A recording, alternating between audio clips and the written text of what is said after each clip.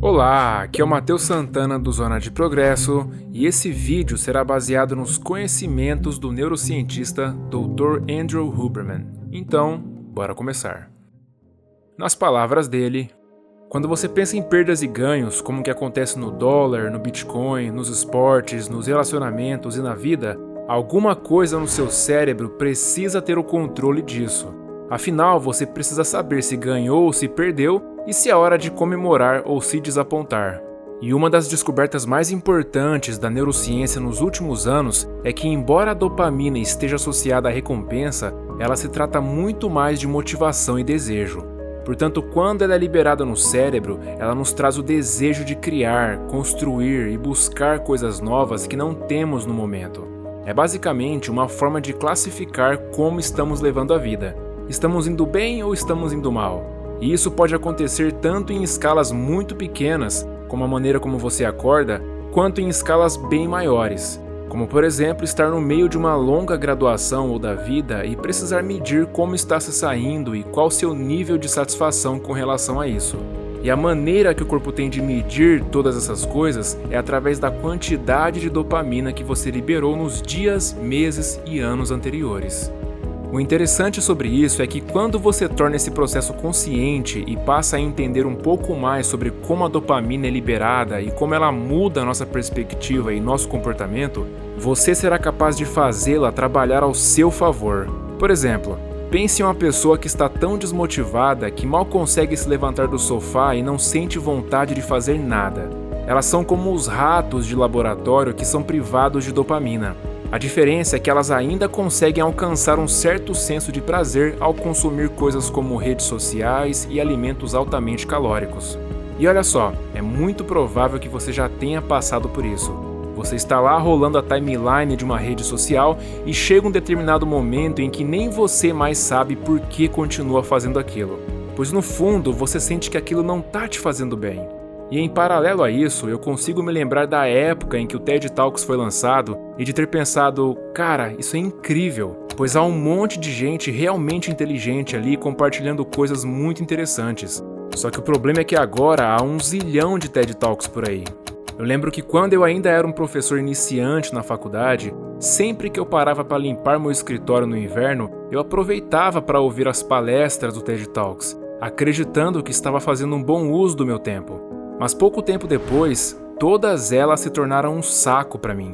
E hoje eu vejo que o que eu tinha que ter feito era ter parado de assistir o TED Talks, esperar um tempo e só depois disso ele se tornaria interessante de novo para mim.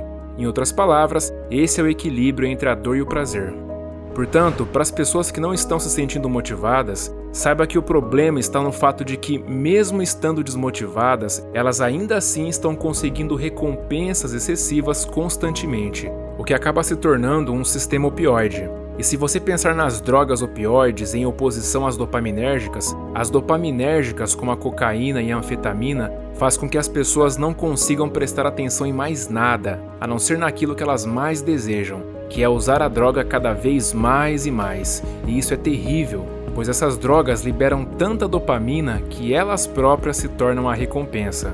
E isso se torna um ciclo, pois só aquela droga será capaz de liberar tanta dopamina. Então nada que elas fizerem vai trazer tanto prazer quanto a droga que elas utilizaram. Além disso, existe o efeito opioide de estar constantemente se satisfazendo com redes sociais, videogames, comida ou com qualquer outra coisa até o ponto daquilo deixar de causar motivação e desejo. Portanto, essa é a nova evolução do entendimento da dopamina na neurociência, que é o fato de que a dopamina por si só não é a recompensa, ela é o que te faz buscar a recompensa. E a recompensa tem uma propriedade parecida com a do opioide, na qual por si só não é ruim, desde que seja endógena, ou seja, liberada naturalmente pelo corpo. Mas quando você se senta no sofá e se empanturra de prazeres, você acaba se sentindo totalmente desmotivado, ao ponto daqueles prazeres não conseguirem mais estimular seus circuitos de bem-estar, fazendo com que não haja mais nenhuma razão para você sair de casa e ir em busca de melhorias. Portanto, a chave está em buscar a recompensa, mas entender que a busca é a própria recompensa. Então, se você quiser ter vitórias constantes, a comemoração precisará ser menor do que a busca. e isso é difícil para algumas pessoas. Mas se você começar a identificar o desejo como essa droga liberada internamente chamada dopamina, que, diga-se de passagem, é a fonte da motivação, então você começará a perceber que conquistar a recompensa é algo maravilhoso, mas atrelar a dopamina à recompensa é na verdade perigoso, pois comemorar a vitória mais do que a busca vai te preparar para fracassar no futuro. E isso nos leva a algo chamado de erro de previsão de recompensa, que basicamente significa que se você esperar que algo seja realmente muito bom, mas no fim não for tão bom quanto esperava, a sua linha de base da dopamina diminui. E agora, entendendo o que sabemos sobre a dopamina, isso significa que você não só se sente como se tivesse perdido pelo fato de não ter sido tão prazeroso quanto esperava, como também significa que agora você está começando de um ponto ainda mais baixo, o que em outras palavras significa que você está menos motivado.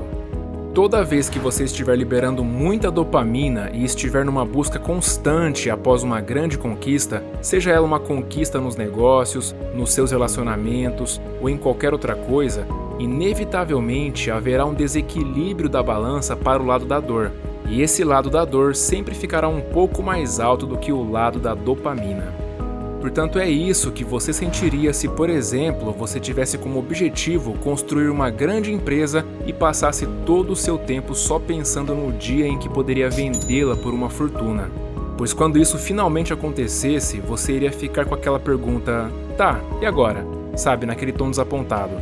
Agora, se você simplesmente esperar e parar de buscar dopamina por um curto período de tempo, o seu sistema de recompensa começará a resetar.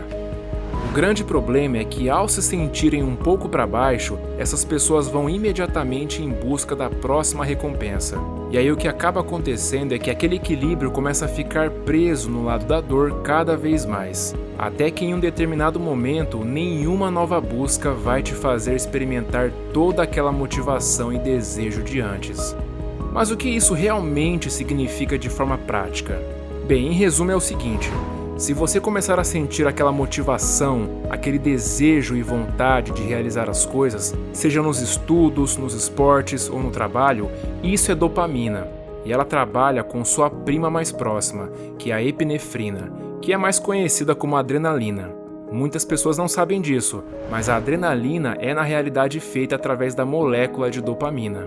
Portanto, essas duas substâncias estão sempre juntas durante as suas tarefas do dia, num ciclo que se baseia em desejo, trabalho, desejo, trabalho, desejo, trabalho. E só então você tem a conquista. Porém, o que acontece é que algumas pessoas permitem que o grande pico de dopamina seja associado à conquista. Só que as pessoas inteligentes aprendem a ajustar sua comemoração internamente. Afinal, tudo isso é um processo interno. Por exemplo, você pode comemorar dando a maior festa do mundo, mas desde que fique calmo e consiga apreciar as coisas sem se deixar ficar loucamente eufórico, você não vai ter uma queda tão grande nos seus níveis de dopamina. E em pouco tempo, o seu sistema de recompensa será resetado. Porém, no outro dia, você irá fazer suas tarefas diárias e em um determinado momento irá bater um certo desânimo, mas em vez de sair por aí em busca de estímulo para ter mais um pico de dopamina, simplesmente espere e entenda que seu corpo voltará ao equilíbrio novamente. Se permita passar alguns dias se sentindo um pouco entediado, pois no começo as coisas não serão tão interessantes, afinal será difícil de conseguir aquela grande liberação de dopamina quando você já experimentou há pouco tempo atrás. Então espere, relaxe e entenda que após uma grande euforia, sempre haverá um certo desânimo, assim como acontece com as mulheres que têm a chamada depressão pós-parto. Você sempre terá dias em que irá parar e pensar: hoje não está sendo um dia tão interessante quanto ontem, o que eu faço da minha vida, hein? Mas se você deixar seus níveis de dopamina aumentarem novamente de forma natural, o que você irá perceber é que a sua capacidade de usar a dopamina como um motivador e não como um prêmio é praticamente infinita. E digo mais, é usando a dopamina como motivador que você será capaz de construir uma grande empresa ou um podcast de sucesso, pois você estará sempre buscando, e essa busca é a recompensa. E o que eu mais vejo é que muitas pessoas pensam na recompensa como sendo a linha de chegada, mas o segredo é cruzar a linha de chegada com grande satisfação e dizer: Tô muito feliz, mas não vejo a hora de fazer isso de novo. Essa é a chave, esse é o segredo para se manter motivado fazendo o que quer que seja de novo e de novo. Bom, e para contribuir mais ainda com o seu desenvolvimento pessoal, eu quero te indicar a leitura de um e-book gratuito com 15 ideias para você ler mais e melhor e levar sua leitura para um próximo nível. Afinal, eu acredito que a leitura, principalmente de livros, tem o poder de mudar as pessoas e o mundo para melhor. É o primeiro link na descrição. Um forte abraço e até a próxima.